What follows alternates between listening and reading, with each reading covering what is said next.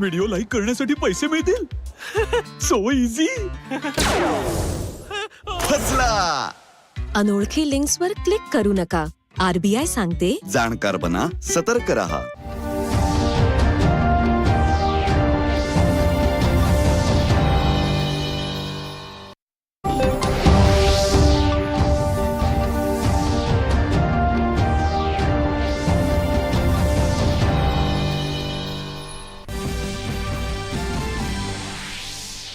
Compress बायोगॅससाठीच्या Govardhan राष्ट्रीय एकीकृत योजनेला केंद्रीय मंत्रिमंडळाची मंजुरी.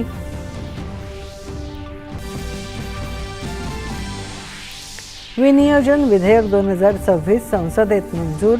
विरोधकांच्या गदारोळामुळे दोन्ही सभागृहांच्या कामकाजात व्यत्यय. AI द्वारे निर्मित डीप फेकला आळा घालण्यासाठी नियामक चौकट मजबूत केल्याची सरकारची लोकसभेत माहिती. बेकायदेशीर आशय काढून टाकण्याची मुदत 36 तासांवरून 3 तासांवर. लोकशाहीत आंदोलन हे सहमती बनवण्यासाठी असलं पाहिजे, फूट पाडण्यासाठी नव्हे. सरसंघचालक मोहन भागवत नव्या पिढीसोबत साधला संवाद. आजच्या युवांना तर्कसंगत उत्तरासोबत स्नेह आणि आपुलकीची आवश्यकता असल्याचं सांगत सरसंघचालकांनी केला नव्या पिढीवर विश्वास व्यक्त.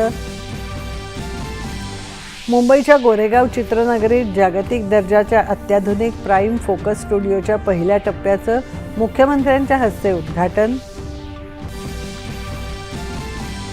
जात प्रमाणपत्र पडताळणी प्रक्रियेत कोणताही राजकीय हस्तक्षेप नसतो, मुख्यमंत्री देवेंद्र फडणवीस यांनी केलं स्पष्ट.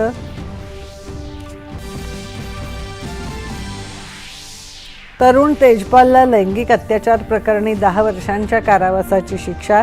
मुंबई उच्च न्यायालयाच्या गोवा खंडपीठाचा निकाल. CCMP नोंदणीच्या प्रस्तावाविरोधातला राज्यातला निवासी डॉक्टरांचा संप तातडीने मागे घेण्याचे मुंबई उच्च न्यायालयाचे निर्देश. संप मागे घेण्याचा डॉक्टरांचा निर्णय.